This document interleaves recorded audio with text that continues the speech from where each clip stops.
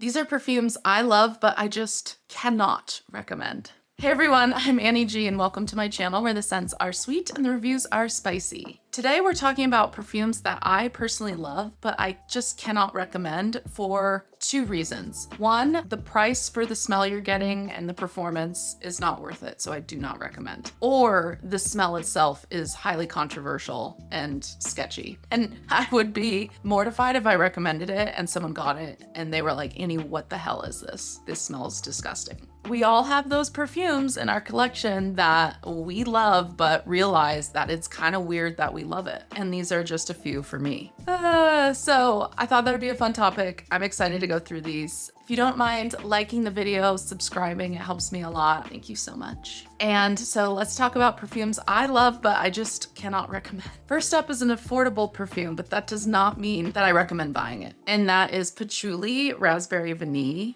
by Juliana's Perfume. This is an original creation of theirs and it's intense. It's patchouli, raspberry, vanilla, and incense. It should be patchouli, incense, vanilla, really. The raspberry is just kind of subtle, but this is so intense, so intense. The patchouli is scratchy. Patchouli is scratchy to the nose. And the incense is so intense that I just don't know. I just don't know, but I love it. It's like one of those where I smelled it and I was like, I hate this. And then I kept smelling it and I was like, wait, yeah, no, I hate it. No, I hate it. No, I hate it. And then I was like, wait, you keep on smelling it. Do you hate it? No, I don't. I actually fucking love it. The notes in here at the top, obviously raspberry, patchouli, and vanilla. Middle notes are patchouli, pink pepper, and saffron. Base notes, incense, and vanilla. So it is a base heavy perfume. And like I said, it's a little scratchy patchouli, but the raspberry does do a nice job of lifting it a little bit. I'm gonna spray some so we can smell together. But yeah, it's scratchy. It's definitely scratchy. In the air, it's a lot lighter than it is when you're smelling it close to your skin. When you're smelling it from here, the raspberry and the vanilla come through a lot more. It's really interesting. When you get up in there, it's a scratchy, dirty, earthy incense patchouli. It's intense. It's so intense. And what I love it, I like to layer with this with some of my lighter, just basic vanillas. Adding a little bit of this kind of makes it interesting, but it is really, it's dark, it's sexy, and I love it. I really hated it at first, but then I kept wanting to smell it. And I was like, why do I want to keep smelling this if I hate it? And I was like, it's because you don't hate it. It's because you don't hate it. You love this. And I was like, you're right, Annie, you're right. So take with that what you will. Part of why I got it was just because it's a limited edition. It only comes out once a year, so it's hard to get, and that gets me every time. I am such a sucker for scarcity marketing with perfumes, okay? And so I was like, oh shoot, I missed it, and I found it on Mercari for 20 bucks. So I was like, well, I have to have it. So I only recommend this if you are a patchouli ride or die. You love it in all its facets, and you love a little smoky incense. The incense is smoky, it's not smooth, it's scratchy. The saffron is a little leathery, but something about it is addictive and dark and sexy. So Patchouli Raspberry Vanille by Juliana's Perfume is the first perfume that I love that I don't recommend. Next is a perfume that I freaking love, but I cannot recommend it simply because it is so nuclear. And there are a couple problematic notes in here that I think most people would hate. And it's without a doubt the strongest perfume I have ever smelled. And that is Nuit de Bakélite by Naomi Goodsir. If you have smelled this perfume, please let me know. This is an insane green tuberose, the greenest tuberose you've ever smelled. And at the top, there's angelica, galbanum,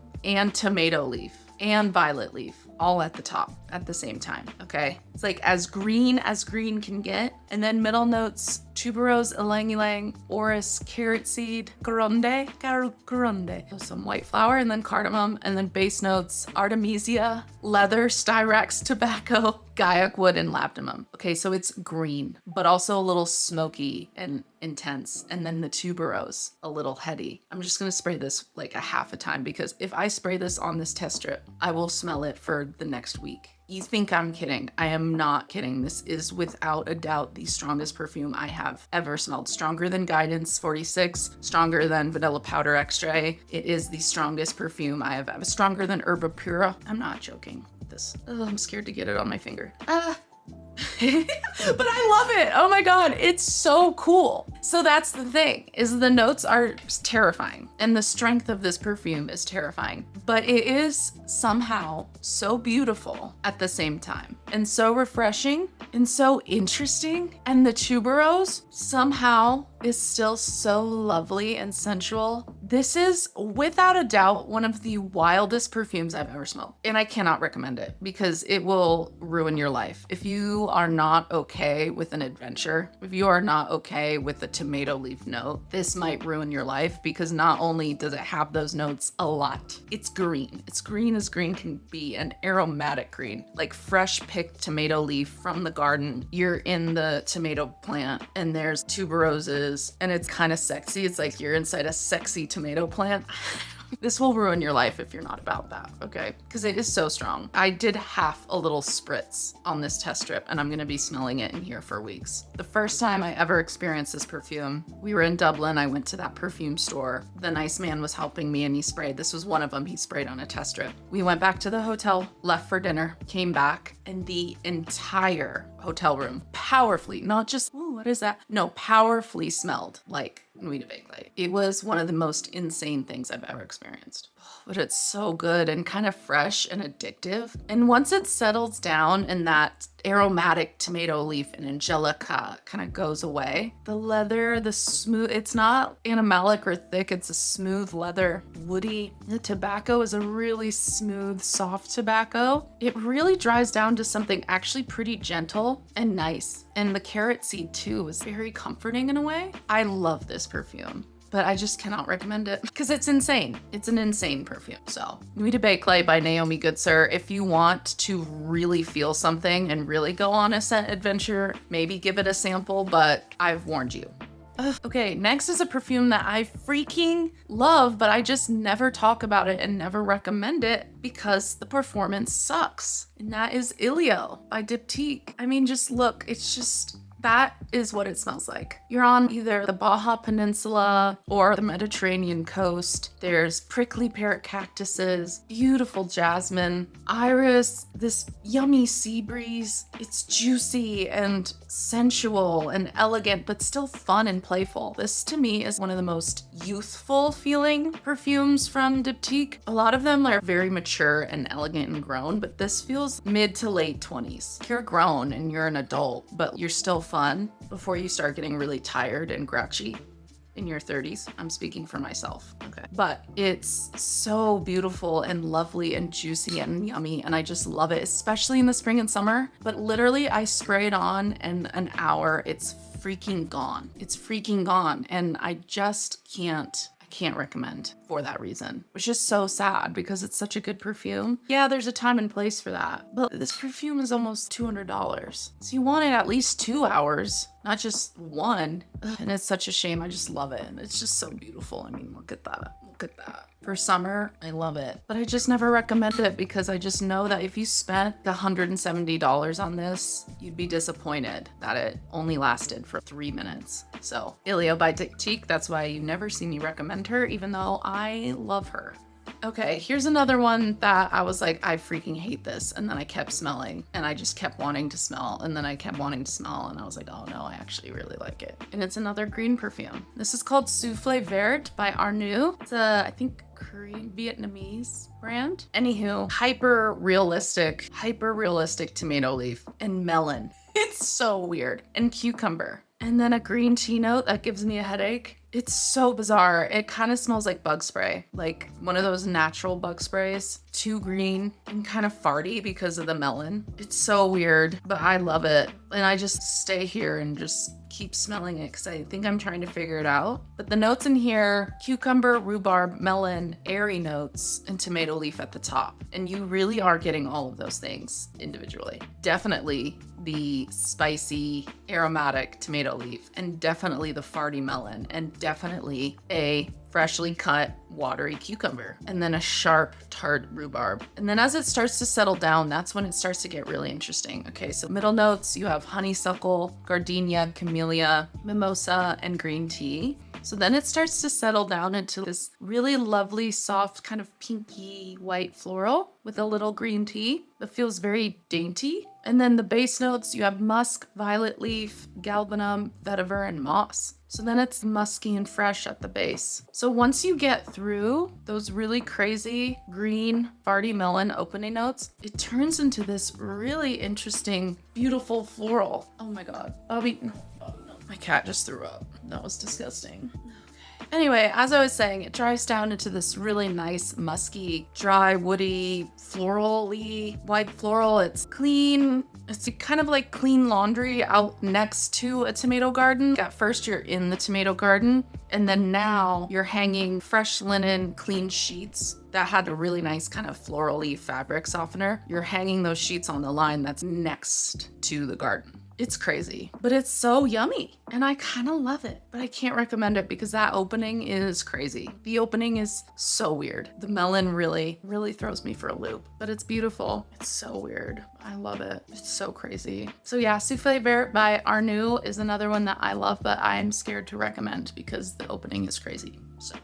Next is a fun one, and did I buy it because it was a collab with Jeff Goldblum? Yeah, I did. And that is Goldblooming. It's the Brain Dead x Jeff Goldblum collab. Talk about a weird perfume. Yeah, I can't recommend this. I cannot recommend it because the notes are too scary. There's a tar note, there's a maple note. Both are highly controversial. Suede, saffron at the base, hazelnut. So like every kind of little could go sideways note is in here. Sage, orris, tea. I'm reading it from the base up. At the top, there's tobacco, leather, white musk, and sandalwood. So it's a smoky, leathery, creamy tea scent. You don't know what it's doing, but I kind of love it because it's like, what's happening? And there's something sweet and addictive happening in here. And I think it's the hazelnut orris combo with the tea that keeps it fresh. It's crazy. Just thinking about Jeff Goldblum wearing this is crazy. This might be what he smells like, and that's kind of fun. Yeah, the saffron could go a little plasticky, but there's something about, I think the maple too is so addictive. I just want to keep smelling it. I love it. Very strange. Kind of smells like your car broke down in a maple forest and there's maple sugar taps everywhere and you're wearing an orris musky perfume already. So you're getting all these leathery motor oil and then a little bit of the maple mixed in with your, I don't know, Dior Homme cologne. That's kind of what this smells like. But there's something sweet in here that makes it so addictive. It's so weird. But yeah, I'll never recommend this because I can't be held liable for you being like, what the fuck is this, Annie? I never said you'd like it, but I do, so. Okay, next is a perfume that was made in 1886 and was worn by Queen Victoria herself, okay? And that is Empire des Indes by Oriza et Legrand, which is a very old French perfume house. And this perfume smells old, but it smells so good to me. It fully smells like what Queen Victoria smelled like. Heavy, thick dresses, weird curled hair, thick carpets and tapestries, dense, maybe a little bit of BO, but something about it is so addictive to me. It's got ginger and musk at the top, middle notes, Toulouse balsam, heliotrope, and nagchampa. Base notes, Apoponax, benzoin, and tonka. So it's thick, resinous, dense, a little animalic, musky. But then the ginger with the heliotrope and the tonka make it so yummy. It's chewy. It's not syrupy. It's like a thick resin. You can do this to it. Like putty. It's kind of like a putty. That's what I'm looking for. Thick and chewy, yummy, like a chewy almondy putty. It's a little spicy. Oh, something about it is so good to me, but I fully understand that 90% of people would smell this and be like, what the hell? Because it smells old. It smells like old BO in a heliotrope covered wagon. I love it. So I don't know what to tell you. The heart loves what the heart loves. And part of me loves it because it's so cool to think Queen Victoria might have smelled like this. And then when I think about Queen Victoria, I'm like, oh yeah, rigid, dusty, but a little freaky. Something about this is a little freaky. I think it's the ginger and those animalic resins. And then the heliotrope, like randomly, this purple floral surrounded by all these crazy, dense, heavy notes.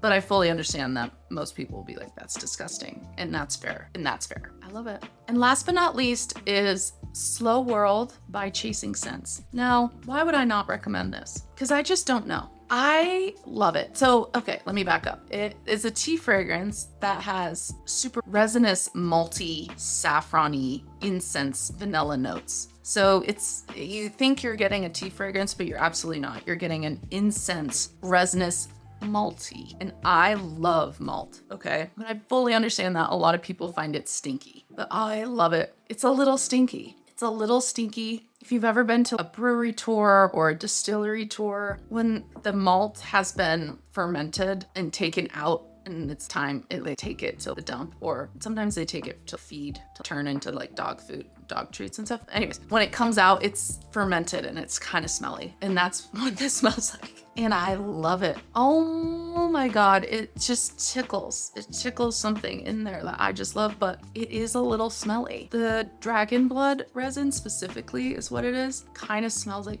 urine, but I really like it. So who knows what that's about, but yeah, I love it. It's that vanilla, incense, sandalwood at the bottom that is just makes it so yummy to me, that the stinky parts, but even the stinky malty parts are yummy to me. I don't know. But I'd be scared to recommend this because I really feel like a lot of people would be like, that smells like farts and piss. Sorry, I love it. Slow World by Chasing Scents. You'll never see me recommend on this channel. Okay, and so those are some perfumes that I love, but I cannot recommend because I just don't know. I can understand that they would be controversial, and I can understand how many would think they are smelly. But isn't that fun? Isn't that what makes fragrance so fun? Is that we all have our own interpretations. So hopefully you like this video. Let me know some controversial loves of yours that you fully know that other people would be like, what the hell? I think that's fun. Cool, great. I'll see you in my next one. Thanks for watching. Bye.